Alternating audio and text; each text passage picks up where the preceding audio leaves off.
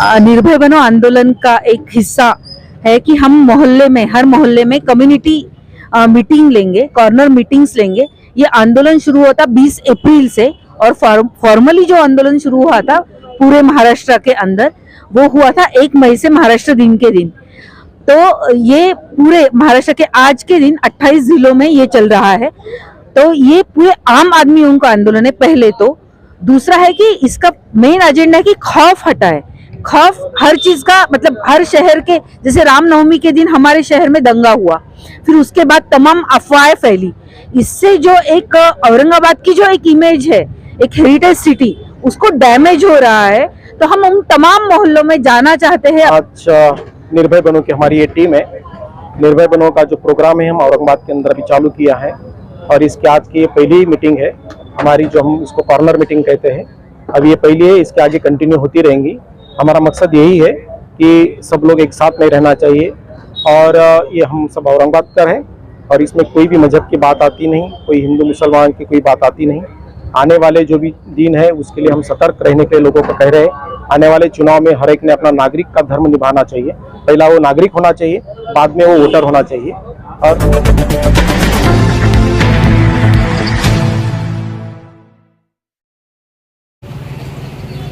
निर्भय बनो के इस प्रोग्राम में आप सभी का यहाँ इस्तकबाल है, आप सभी का यहाँ खैर मकदम है।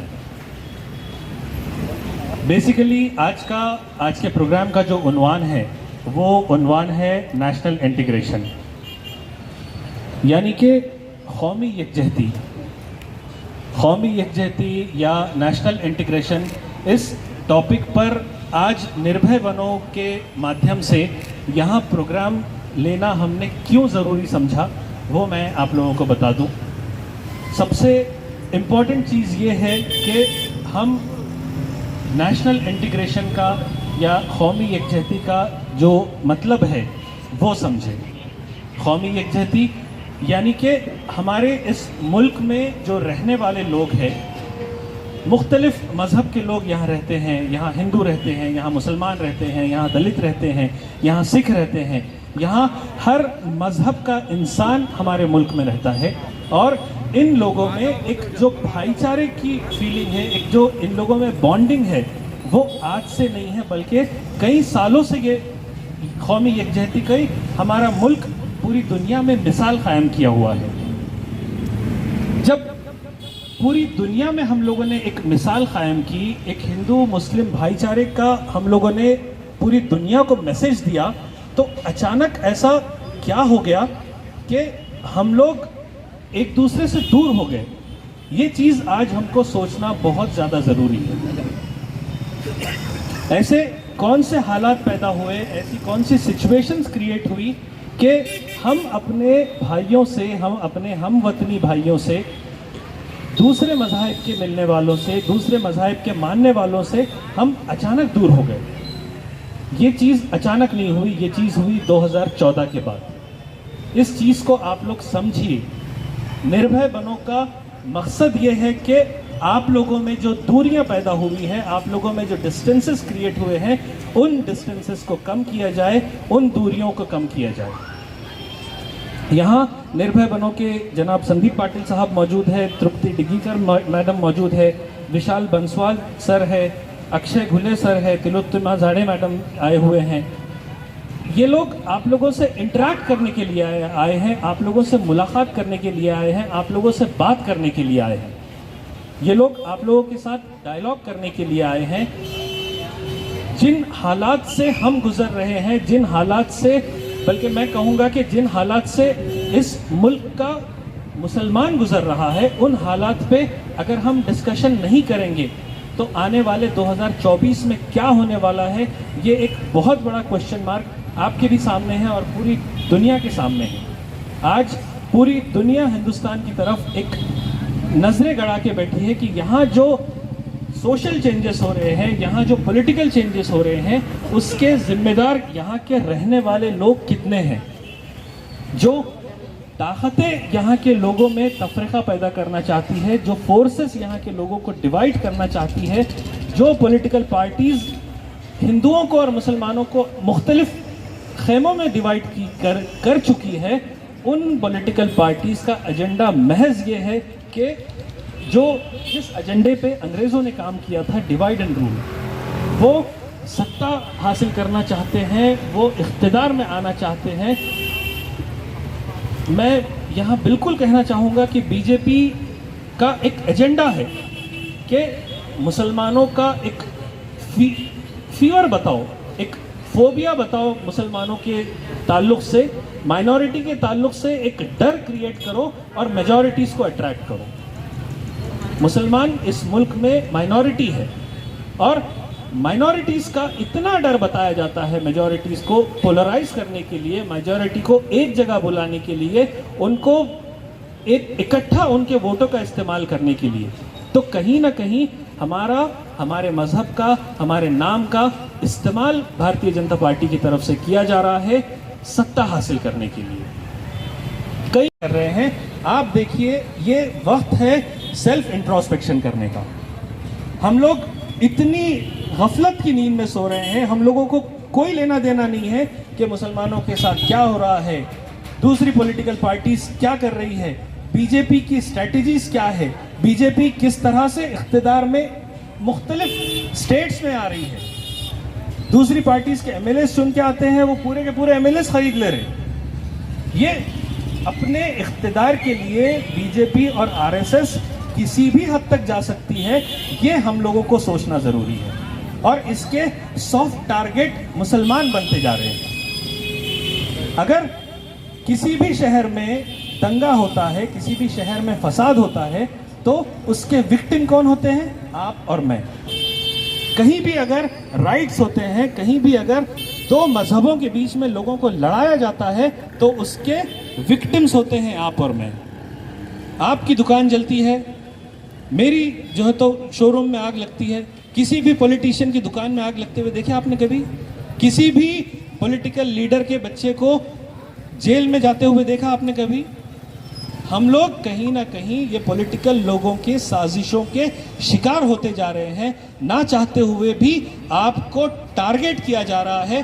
तो ये बहुत ज़रूरी है कि आपको आपके खिलाफ जो साजिशें हो रही है, उन साजिशों के खिलाफ ये वक्त है कि आपको जागना है। हम अगर हमारे शहर की मिसाल ले, हम अगर हमारे औरंगाबाद की बात करें, तो हमारे शहर को दो हिस्सों में तकसीम कर दिया, ना चाहते हुए। ना इनकी मर्जी थी, ना हमारी मर्जी थी, लेकिन हमारे पट्टे को छावनी से लेकर आज़ाद चौक तक ग्रीन बेल्ट का नाम दे दिए या नहीं दिए? जो डेवलप्ड एरियाज है वहाँ पूरे गैर मुस्लिम रहते हैं। जो अंडर डेवलप्ड एरिया है, अब आज हालत ये है कि उन एरियाज की हालत देखकर हम समझ सकते हैं कि ये मुसलमानों की बस्ती है, ये मुसलमानों का इलाका है। सबसे गंदे किस्म के दवाखाने हमारे इलाकों में हैं, सबसे लो किस्म की फैसिलिटीज़ हमारे पास है, लेकिन हम आवाज़ उठाने को तैयार नहीं। निर्भय बनो आपके लिए प्लेटफॉर्म प्रोवाइड कर रहा है कि आप अपने हुकूक के लिए आवाज़ उठाएं, आप अपने राइट्स के लिए आवाज़ उठाएं। आज हमारे नलों में 8 दिन के बाद पानी आता है। हम लोग आदी हो गए। जो लोग बड़े घरों में रहते, सोसाइटीज़ में रहते, वो लोग टैंकर मंगा के सेटिस्फाइड है। बाकी के लोग ड्रम भर लेते, पानी स्टोर कर लेते, बोर से काम चल जाता। यानी कि प्रॉब्लम्स के हम लोग इतने यूज्ड टू हो गए कि अब ये चीज़ें हमारे लिए प्रॉब्लमेटिक नहीं रही। निर्भय बनो आपके लिए प्लेटफॉर्म प्रोवाइड करेगा कि आप अपने राइट्स के लिए आवाज़ उठाएं, आप अपने ड्यूटीज़ के लिए हाथ उठाएं, आप अपनी जो नीड्स है, जो सिविल नीड्स है, जो कि महानगर पालिका ने आपको प्रोवाइड करना चाहिए। आपको साफ पानी होना, आपके इलाके की ड्रेनेज लाइन साफ होना, आपके एरिया के रोड्स अच्छे होने चाहिए। ये आप लोग टैक्स पेयर्स है। हम लोग अपनी कमाई से गवर्नमेंट को जो टैक्स पे करते हैं, उन टैक्स में से हमको रोड की फैसिलिटी दी जाती है, वही टैक्स में से आपको पानी दिया जाता है। हम में से कितने लोगों ने ये आवाज़ उठाई कि हम जायकवाड़ी से 50 किलोमीटर दूर रहते और हमारे पास 8 दिन में नल आता, हमारे पास 10 दिन में नल आता। हम खुश हैं। हम अपनी ज़िंदगी में इतने ज़्यादा मसरूफ़ हैं कि हमको किसी चीज़ से कोई लेना देना नहीं है।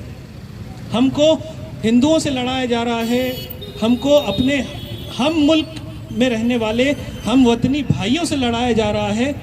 हम वक्तिया तौर पे रिएक्ट हो रहे हैं। हम लोग इतना भी रिएक्शन दे रहे हैं कि आपने देखा कि राइट्स इस किस्म के यहाँ पे कुछ दिन पहले इस किस्म के जो है तो दंगे फसाद हुए कि 70-80 बच्चे हमारे जेलों में चले गए। कौन जिम्मेदार है इन सब चीज़ों का? कहीं ना कहीं हम लोगों ने इन चीज़ों को जो आदी बना लिया है, जो इन चीज़ों को हम लोगों ने एक्सेप्टेंस मोड में एक्सेप्ट कर लिया है, ये तमाम चीज़ों के जिम्मेदार हम खुद हैं। अपने अपने टिफिन में क्या ले जाना चाहिए? आपकी दाढ़ी टोपी को देखकर आपकी तरफ शक की नज़र से देखा जा रहा है। ये सारी स्क्रिप्टेड चीज़ें हैं। ये सारे उन लोगों ने डिसाइड की हुई चीज़ें हैं, बीजेपी और आरएसएस वालों ने, कि किस तरह से माइनॉरिटी को टारगेट किया जाए और मेजॉरिटी को यहाँ खुश रखा जाए। और हम ना चाहते हुए इक़्तिदार में पहुँचाने के लिए उनकी मदद करते जा रहे हैं। हमने एक ऐसे मसाइल क्रिएट किए जाते हैं, फैब्रिकेट किए जाते हैं। हमको हिजाब के मसले में इन्वॉल्व किया जाता है, हमको 3 तलाक के मसलों में इन्वॉल्व किया जाता है। आप मुझे बताइए कितने मुसलमान जो है तो अपनी बीवियों को तलाक दे रहे हैं? ये कोई कॉमन इशू है ही नहीं। लेकिन इस तरह के इश्यूज को कॉमन बताकर, इस तरह के इश्यूज को किसी कम्युनिटी के साथ जोड़कर बीजेपी और आरएसएस अपने मकसद में कामयाब 2014 में भी हुई, 2019 में भी हुई और उनका मकसद 2024 में भी इसी मुद्दे को लेकर कामयाब होना है। उधर भी ग्रीन बेल्ट और ऑरेंज बेल्ट की अगर बात करें तो उसका रिएक्शन ये है कि बाइकॉट डिलक्स ब्रेड हमने देखा। तो ये कहाँ से आते हैं ये लोग? ये बाइकॉट करने वाली कौम आखिर आती कहाँ से है? और उन लोगों के बाइकॉट करने पर एक ऐसा इंसान जिसके साथ हमने अपनी पूरी ज़िंदगी गुजारी, हम उसके बिजनेस पे इफेक्ट करने की सोच रहे हैं। भाई औरंगाबाद में अगर हिंदू बिजनेसमैन है तो मुसलमान भी तो बिजनेसमैन है। सिटी चौक में अगर आप देखिए, लोटाकारंज में आप देखिए, बैठन गेट में आप देखिए, कंबाइंड दुकानें हैं सभी। कितनों को बैन करेंगे और क्यों बैन करेंगे? बैन करना ये सॉल्यूशन है? हमको इस तरह के सोशल मीडिया पे अगर किसी भी किस्म का बैन का, किसी भी मजहब के बारे में गलत कोई पोस्ट आती है तो सबसे पहले उसके पेज को रिपोर्ट करना ज़रूरी है। इस तरह की एक्टिविटीज़ ना हो, इसका हमको ख्याल रखना है। निर्भय बनो से मैं आप लोगों से अपील करना चाहूँगा कि आप निर्भय बनो से जुड़िए, आप इस मूवमेंट से जुड़िए।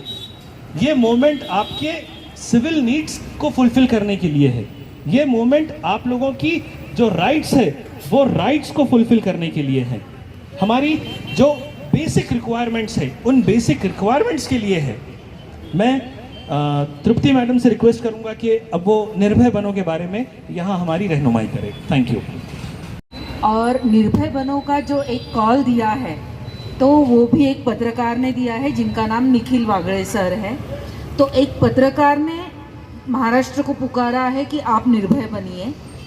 जैसे चंपारण में जो नील की खेती करने वाले मजदूर हुआ करते थे और उनको ज़मींदार लूटा करते थे, तब गांधी चंपारण में गए और वहाँ मजदूरों के साथ मिलके पूरा वो एरिया वो चले, पाँव चले, धूप में चले, बारिश में चले और सब मजदूरों को इकट्ठा किया। और तब गांधी जी, महात्मा गांधी एक नेशनल लीडर के रूप में उभरे। तो वो कॉन्सेप्ट लेके निखिल वागड़े सर ने ये निर्भय बनो का कॉल दिया है, एक पत्रकार ने दिया है। और मैं 20 साल से इस औरंगाबाद में पत्रकारिता से जुड़ी हुई हूँ।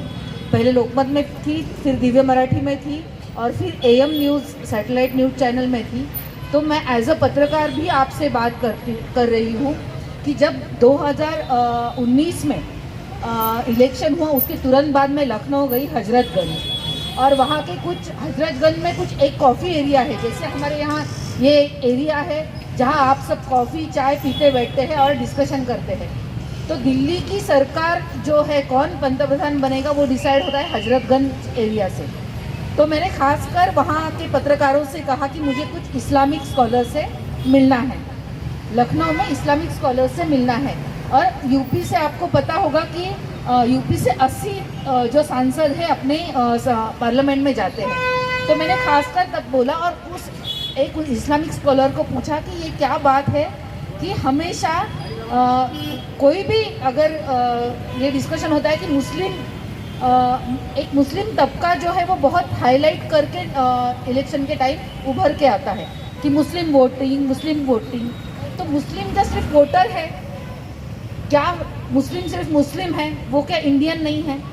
जैसे अंबेडकर ने कहा था पहले भी भारतीय और अंत में भी भारतीय। तो आपकी आइडेंटिटी मुस्लिम क्यों है? आपकी आइडेंटिटी वोटर क्यों है? आपकी आइडेंटिटी वोट बैंक क्यों है? ये मैंने एक इस्लामिक स्कॉलर को पूछा जो लखनऊ में अरसों से काम कर रहे हैं और बहुत ग्राउंड लेवल पे वो कर रहे हैं। तो उन्होंने कहा कि एक नरेटिव कुछ लीडर्स ने सेट किया है जो मुस्लिम्स के अंदर भी है और जो तमाम पॉलिटिकल पार्टीज में भी है। वो ये है कि एक समझ है कि आप मुसलमान हो, आपका एक अलग वजूद दिखाओ।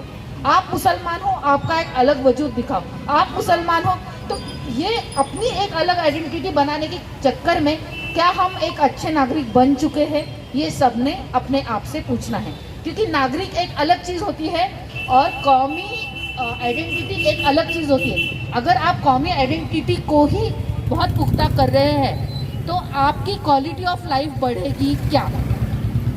ये आपको हर एक को सोचना है। जो नई जनरेशन है उसको तो सोचना ही है कि हमारे लिए भारतीय ये आइडेंटिटी बहुत ज़्यादा ज़रूरी है कि एक वोट बैंक है, फर्स्ट वन। दूसरा ये है कि औरंगाबाद के अंदर जब कोरोना का लॉकडाउन लगा तो मेरे पास हिमायतबाग से एक कपल आया। दूसरे ही बराबर लॉकडाउन लगा था, दूसरे महीने जब पूरा सन्नाटा छाया हुआ था, किसी भी इतना क्राइम बढ़ चुका था उस टाइम, इतना डर बढ़ चुका था, एक तो बीमारी का डर, और उस टाइम क्या हुआ कि जो क्रिमिनल्स है वो बहुत उभर के आए। उनकी हिम्मत बढ़ने लगी कि उनको क्या लगने लगा, अच्छा ये 4-5 घर है तो हम इसको टारगेट कर सकते हैं, अभी इनको मदद नहीं मिलेगी, क्योंकि पुलिस फोर्स भी उस टाइम बहुत थकी हुई। ये मैं 2 साल पहले की, एक कपल मेरे पास आया, उस बंदे का यहाँ पे पूरा खून बह रहा था पूरा, और वो मीडिया के हमारे AM न्यूज़ के इसमें आके बैठा। तो मैंने कहा कि मीडिया आपका अगर FIR रजिस्टर नहीं है, आपको जिस तरह की जख्म हुई है, तो हम मीडिया न्यूज़ नहीं लगा सकते थे, और उस टाइम तो हम लगा ही नहीं सकते थे।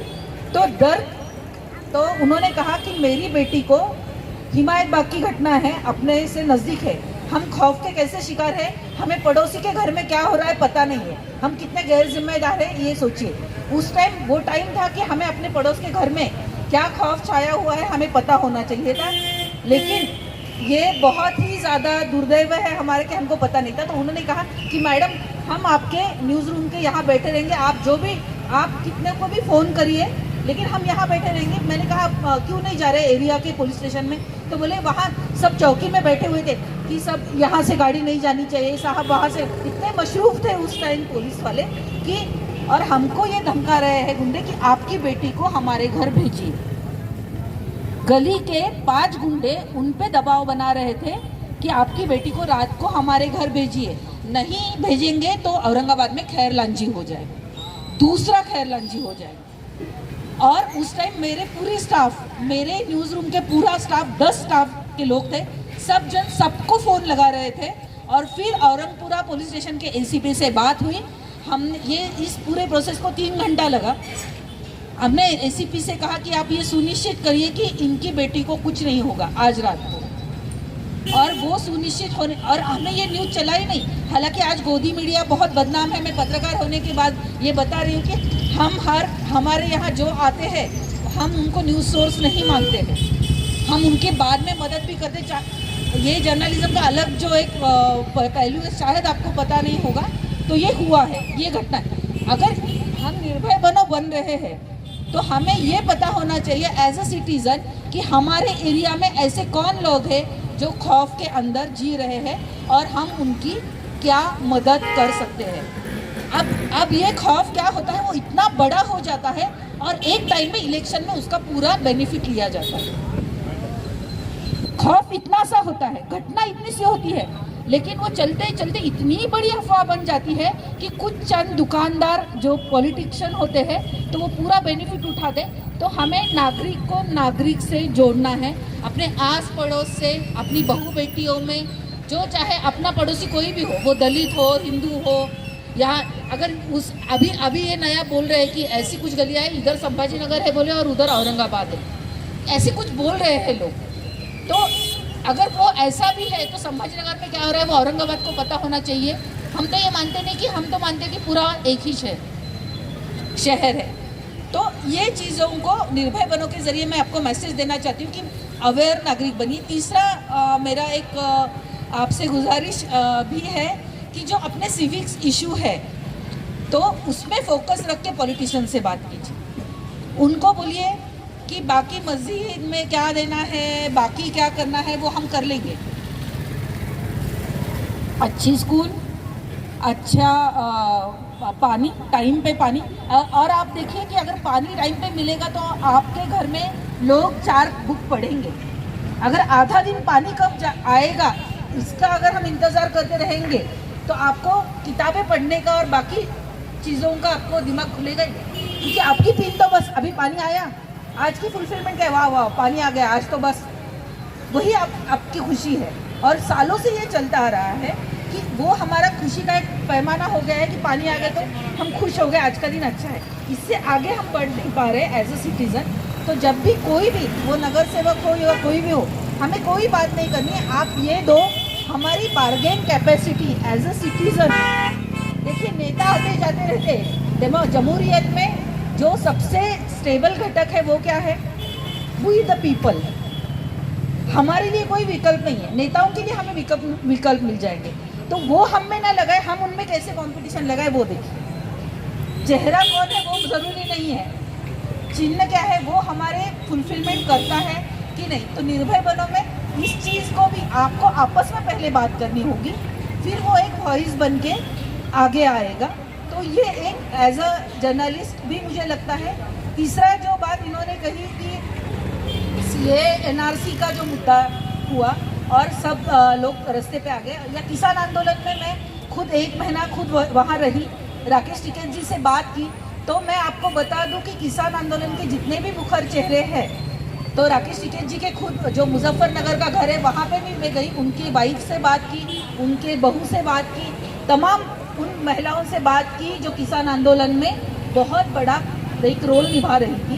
तो उनके साथ जो किसान आंदोलन के प्रमुख नेता थे राकेश, उनके साथ ये बहुत बड़ा चैलेंज था कि अगर आपको पता होगा कि पश्चिमी उत्तर प्रदेश हमेशा से बीजेपी का गढ़ रहा है, तो उन पे ये दबाव था कि आप किसानों के लिए लड़ रहे हैं, यानी आप एंटी बीजेपी लड़ रहे हैं। तो वहाँ मैं आपको हाईलाइट करके बताती हूँ, वो पूरा पट्टा भेज खाता है, उनका खाना जो है, किसान नेताओं का जो खाना है पूरा वेजिटेरियन है। लेकिन राकेश टिकैत जी ने गाजीपुर बॉर्डर पे बाकायदा बिरयानी के ये लगाए, पूरा बिरयानी की पूरा एक रोल बनाया, और उन्होंने मुस्लिम भाइयों से कहा यूपी के कि मोदी सरकार हमें किसान की आइडेंटिटी से जाने, मैं जाट हूँ और आप मुस्लिम हैं ये ना जाने। किसान आंदोलन के जो पूरे जितने मुखर नेता है वो पूरे 100% अगर वेजिटेरियन है तो हम यहाँ बिरयानी का लगाएंगे। उन्होंने वो शूट किया, उसको वायरल किया, और उसका नतीजा ये हुआ कि मोदी सरकार टूटी, क्योंकि वो वहाँ पे ये भ्रम बनाना चाहती थी कि ये जाटों का आंदोलन है। आप समझ रहे हैं कि ये जाटों का आंदोलन है और जाट सदियों से मुगलों से लड़ते रहे, ये नैरेटिव गढ़ने का कोशिश किया गया। जाटों पे आक्रमण हुए, लेकिन फिर भी उन्होंने मशक्कत करके ऐसे विजुअल्स क्रिएट किए कि ये किसानों का आंदोलन है। तो पहले है कि जमहूरियत में हम जब आंदोलन छेड़ते, जैसे सीएए एनआरसी का भी आंदोलन मुसलमानों का आंदोलन नहीं बनना चाहिए था। मैंने ग्राउंड पे जाके कुछ महिलाओं से बात की, अगर सीएए एनआरसी बनता है, देखिए आप आसाम की जब इलेक्शन लगे तो उन्होंने सीएए जो एनआरसी का प्रयोग किया था वो पूरा फंस गया। हेमंत बिश्व शर्मा ने उसको वापस लेने का कहा। बात की उसको मैं थोड़े से आगे लेके जाना चाहता हूँ। देखिए निर्भय बनो का जो ये हुआ, जैसे मैम ने बताया कि निखिल वागले जिन्होंने ये कंसेप्ट लाई है महाराष्ट्र के अंदर, उसका मेन मीनिंग मतलब उसके पीछे का जो ये है, उसका कारण ये है कि जब चंपारण में ये जब सब हुआ तो निर्भय बनो का मेन उद्देश्य क्या है। अभी देखो जो हिंदुस्तान के अंदर अभी जो भी हालात है और हम सब देख रहे हैं, तो इसमें अपने को समझ में आ रहा है कि ये जो सरकार है ये हर एक चीज़ को अपने तरीके से आगे लेने जाने की कोशिश कर रही है। मतलब इनको कोई भी ऐसी चीज़ नहीं है कि वो ना कॉन्स्टिट्यूशन देख रहे, मतलब कुछ चीज़ें नहीं, मतलब जो भी संविधान के, तो कोई भी ऐसी चीज़ नहीं हो रही कि जो संविधान के साथ में हो रही है। सब जो चीज़ें हो रही है वो संविधान के खिलाफ हो रही है। आपने जैसा भी मैम ने कहा, अभी जो रेसलर का जो मुद्दा चल रहा है, जो लड़कियां जो बैठी थी दिल्ली के अंदर, आप समझने की कोशिश करो, हम सब एक साथ जुड़ेंगे नहीं तो ऐसा ही होगा जो कल हुआ। कल जो हुआ, जो ब्रिजभूषण को क्लीन चिट दे दी, इतने दिनों से चला हुआ आंदोलन, अभी देखो उसमें भी वैसे इन्होंने जैसे कहा, मैम ने भी कहा और सर जी ने भी कहा, हम सबको एक साथ में आना पड़ेगा। हम अलग अलग लेके अगर लड़ेंगे तो हमको दबाया जाएगा। हमारी कोई भी चीज़ जब तक हम एक साथ में नहीं आएंगे तब तक हमारे जैसे नहीं होंगे। किसान आंदोलन सक्सेस हुआ क्योंकि उसके अंदर बहुत सारी चीज़ें एक साथ में इन्वॉल्व हुई, उस लेवल पे वो चला, वो इतने दिन तक चला, जैसे सर जी ने बोला वो 1 साल से भी ज़्यादा दिन तक चला। लेकिन हर एक चीज़ ऐसी नहीं हो सकती, वो इसलिए कि जो चीज़ें अभी नहीं हो रही है या फिर जो खिलाफ हो रही है, वो इसका कारण सिर्फ इतना है कि हमको सबको बांटा जा रहा है, हम सबको डर हमारे दिमाग में लाया जा रहा है, और दोनों तरफ से, ऐसा नहीं कि एक तरफ से। उधर कहा जाता है कि इनसे अपने को बहुत धोखा है, इधर कहा जाता है कि देखो ये आएंगे तो ऐसा हो जाएगा। मेरा कहने का मतलब सिर्फ इतना है कि हम सब एक हैं और हम सब एक ही होना चाहिए, और जब तक हम एक हैं तब तक हम संविधान के साथ में चलेंगे। अब ध्यान में रखो, अभी आगे आने वाले जो चुनाव है 2024 के, मैं आपको 100% कह सकता हूँ, अगर ये चुनाव एक तरफ अगर चला गया तो फिर चुनाव कभी नहीं होगा, इसके बाद में चुनाव कभी नहीं होगा। उसका कारण यह है कि अभी तक जितने भी चीज़ें हैं अपने को संविधान बाहर से दिख रहा है, अंदर से पूरी उसकी आत्मा निकाली जा रही है। मतलब अपने को दिख तो रहा है कि जजमेंट आ रहा है, इन्वेस्टिगेशन हो रहा है, फिर क्लीन चिट भी मिल रही है, मतलब प्रोसीजर संविधान के साथ में हो रही है, मतलब संविधान के जैसा, मतलब कॉन्स्टिट्यूशन है उस हिसाब से हो रही है। लेकिन चीज़ें वैसी नहीं हो रही है जैसे कॉन्स्टिट्यूशन के हिसाब से होनी चाहिए। तो कहने का मतलब यह है कि बाहर से जो संविधान अपने को दिख रहा है, और ये संविधान we the people of India, हमने आपका संविधान है, हमने आपको सुपुर्द किया है खुद को, ये हमारी जिम्मेदारी है उसको बचाना। उसने खुद ने अपने को अपने हवाले किया है। निर्भय बनो आंदोलन का एक हिस्सा है कि हम मोहल्ले में, हर मोहल्ले में कम्युनिटी मीटिंग लेंगे, कॉर्नर मीटिंग्स लेंगे। ये आंदोलन शुरू होता 20 अप्रैल से, और फॉर्मली जो आंदोलन शुरू हुआ था पूरे महाराष्ट्र के अंदर, वो हुआ था 1 मई से, महाराष्ट्र दिन के दिन। तो ये पूरे महाराष्ट्र के आज के दिन 28 जिलों में ये चल रहा है। तो ये पूरे आम आदमियों का आंदोलन है पहले तो। दूसरा है कि इसका मेन एजेंडा है कि खौफ हटाए।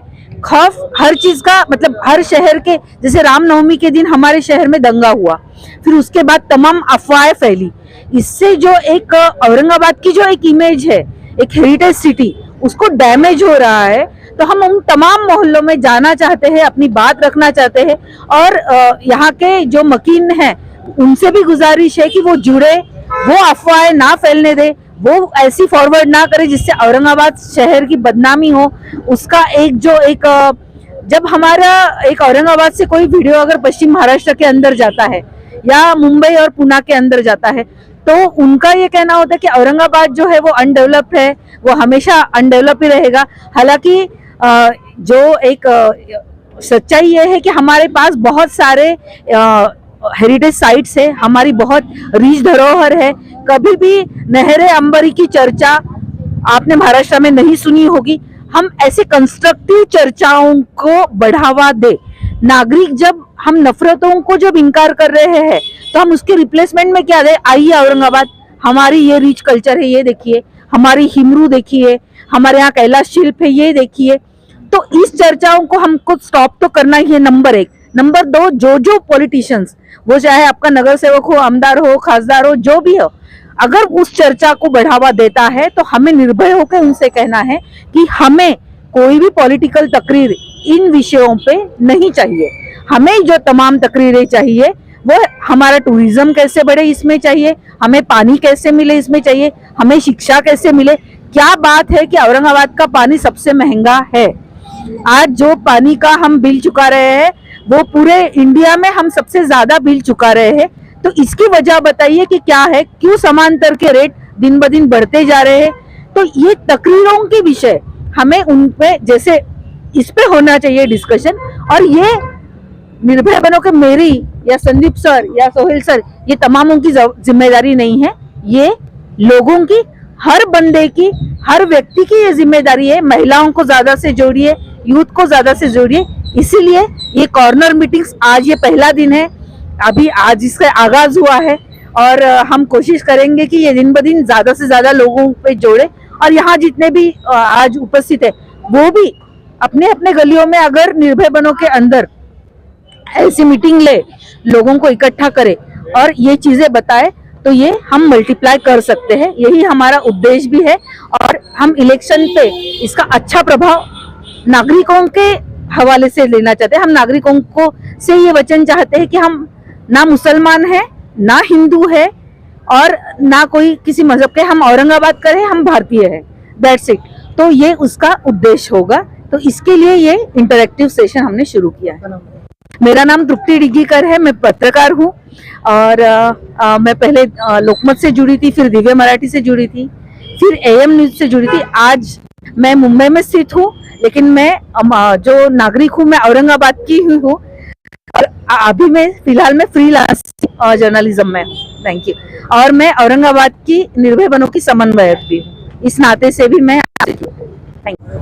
देखिए, हम आज निर्भय बनो की हमारी ये टीम है, निर्भय बनो का जो प्रोग्राम है हम औरंगाबाद के अंदर अभी चालू किया है और इसकी आज की ये पहली मीटिंग है हमारी, जो हम इसको कॉर्नर मीटिंग कहते हैं। अभी ये पहली है, इसके आगे कंटिन्यू होती रहेंगी। हमारा मकसद यही है कि सब लोग एक साथ में रहना चाहिए और ये हम सब औरंगाबाद का है और इसमें कोई भी मजहब की बात आती नहीं, कोई हिंदू मुसलमान की कोई बात आती नहीं। आने वाले जो भी दिन है उसके लिए हम सतर्क रहने के लिए लोगों को कह रहे हैं। आने वाले चुनाव में हर एक ने अपना नागरिक का धर्म निभाना चाहिए। पहला वो नागरिक होना चाहिए, बाद में वो वोटर होना चाहिए। और हम इसके आगे सबको यही बताने की कोशिश कर रहे हैं कि डरो मत, आपको कोई डरने की जरूरत नहीं, सबको एक साथ में आके हमको एक साथ में लड़ा देना है, बस। Thank you.